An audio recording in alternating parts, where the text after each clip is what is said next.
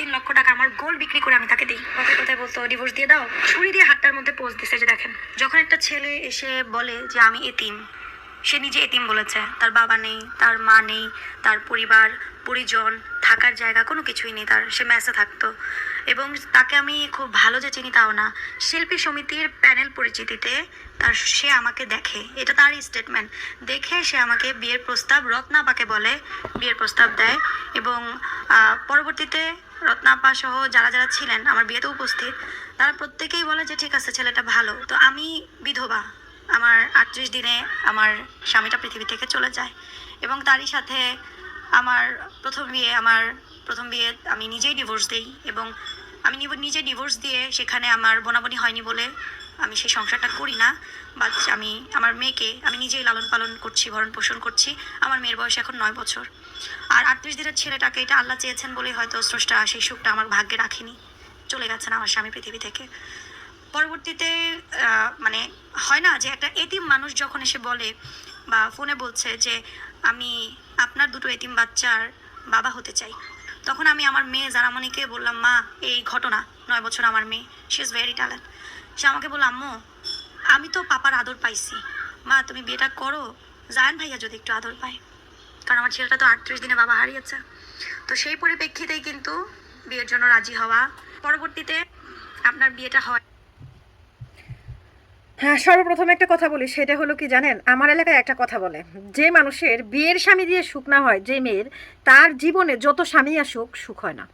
তাই একটু সুখ না হলেই বিয়ের স্বামীটাকে ঠাস করে ডিভোর্স দিয়ে দেওয়া উচিত না। আর তারপরে যদি একটা বাচ্চা কাচ্চা হয়ে যায়, বাচ্চার মুখের দিকে তাকিয়ে হলেও সংসারটা করা উচিত। বর্ষাপুর বিপক্ষে আমি কিছু বলতে চাই না, কিন্তু বর্ষাপুর জীবনে অনেকগুলো ভুল আছে। এই যে বর্ষাপু তার 9 বছরের মেয়ের পারমিশন নিয়ে বিয়ে করেছে, 9 বছরের একটা বাচ্চা কতটুকু বোঝে? আর একজন মানুষকে সে ভালোভাবে চিনেই না, সে কোনো রকমভাবে শিল্পী সমিতিতে আছে, এইভাবে একটু পরিচয়, কে ভালো বললো না বললো, যার কারণে বিয়ে করলো।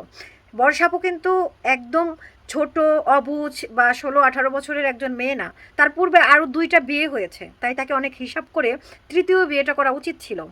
কারণ বিয়ে যেহেতু সে করবেই, তাকে এমন কাউকে বিয়ে করা উচিত ছিল যে লোকটার একটা গার্জিয়ান আছে, যে লোকটার ফ্যামিলিও চায় যে হ্যাঁ আমি মেনে নিব এই ফ্যামিলিটাকে। একটা ছেলে হুট করে আমাকে বলবে আমি বিয়ে করব, তোমার বাচ্চার দায়িত্ব নেব, আর ঠাস করে আমি আমার 9 বছরের মেয়ের কাছ থেকে অনুমতি নিয়ে বিয়ে করব। ওই 9 বছরের একটা মেয়ে কি বুঝে? যতই ট্যালেন্ট হোক সে কি বুঝে?